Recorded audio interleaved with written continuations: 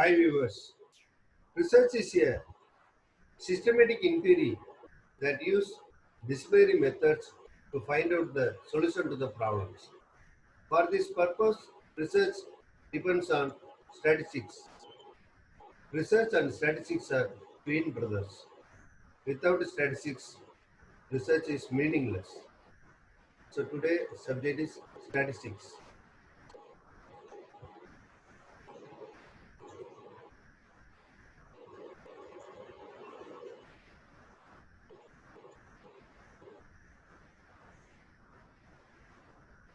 The statistics is a methods and the techniques of collection, organization, classification, and interpretation of the data and testing hypotheses and making recommendations.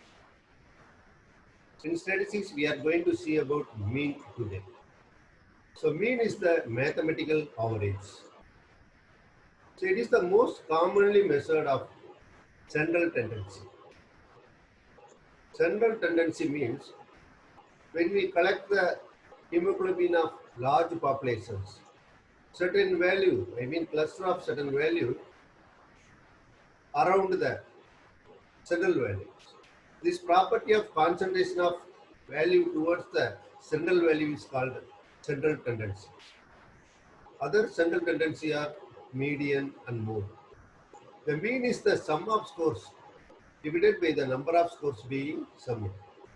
The mean can be defined as the central point where the negative deviation from the mean and the sum of positive deviations are equal. So in bell curve, normal probability curve, it is in the midpoint. The types of mean. It is three types: arithmetic mean, geometric mean, and harmonic mean. Today we are going to see about arithmetic mean. Arithmetic mean. So it is a set of values obtained by dividing sum of values by the number of values in the set. Arithmetic mean is denoted by the symbol x bar. The formula of arithmetic mean is the sum of value divided by number of value. That means x bar equal to sigma x by n. Some example sums. Calculation of arithmetic mean. The height of 10 diploma nursing students are in centimeter: 160, 172, 175, 158, 156, 169, 173, 192, 165, 167 centimeter. Find the mean height of the students. So formula for this is x bar equal to sigma x by n. So sigma x is the sum of the value of all heights and n is the number of students, it is 10.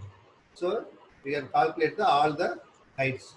So total height value is 1657 and number of students n is the 10.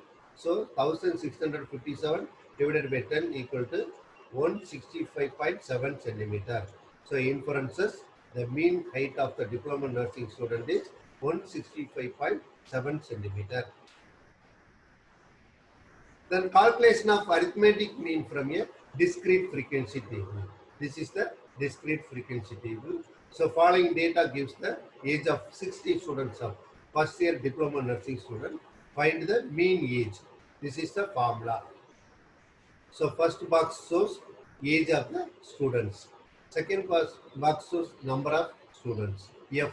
So age is the X and number of students is F.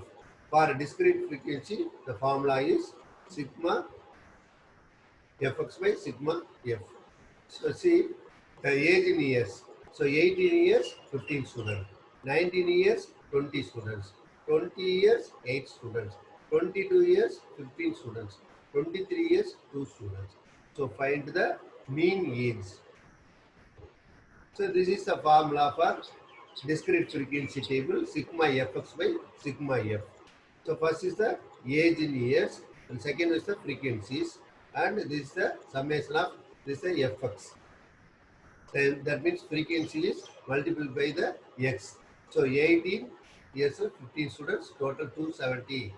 And 19 years, 20 students, so 380. 20 years, 8 students, 160. 22 years, 15 students, 330. 23 years, 2 students, 46. So sigma f, I mean the frequency, total frequency is 60. Sigma fx, fx means that is a multiplication of f into x of summation is called 1186. So here this is the solution for that problems. Sigma fx is 1186. Sigma f 60. So mean equal to, so 1186 divided by 60 equal to 819.76. So inference, the mean age of student is 19.76. This is the answer for that solution. Then calculation of arithmetic mean in continuous frequency table. In continuous frequency table, it has a two value. There is a lower limit value and upper limit. So following data is marks obtained by the diploma nursing students in biological science. Marks 40 to 44 marks 8 students. 44 to 48 marks 10 students. 48 to 52 marks 20 students. 50 to 56 marks 15 students. 56 to 60 marks 7 students. Find the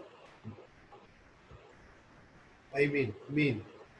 The formula of mean sigma fx by sigma f.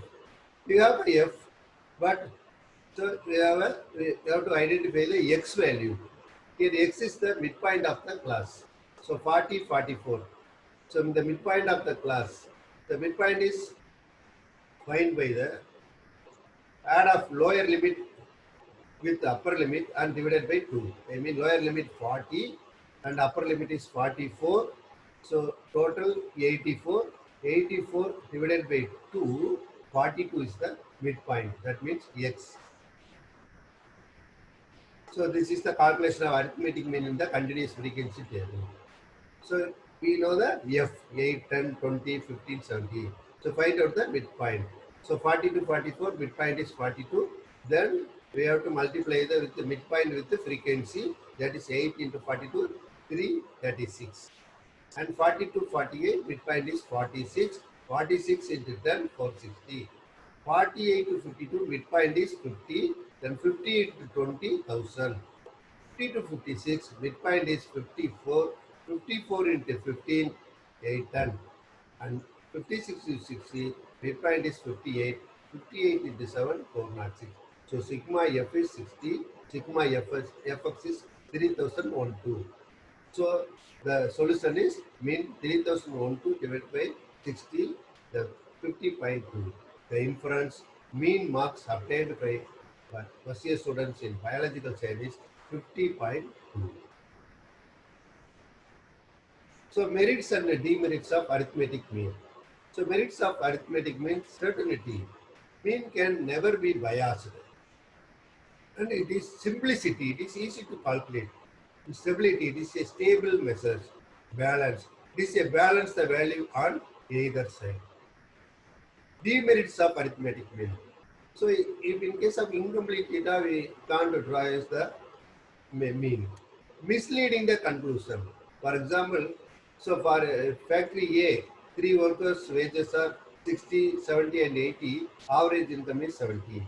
So the factory B, the daily wages of 3 workers 60, 30, 120, then average is 70. So the 2 turn is divided by 3, 70.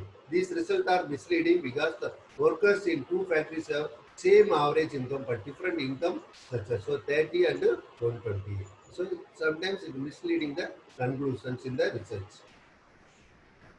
And absurd results. Sometimes it gives unacceptable result. For example, in 5 family, the number of children found to be a 2, 3, 4, 3, 5.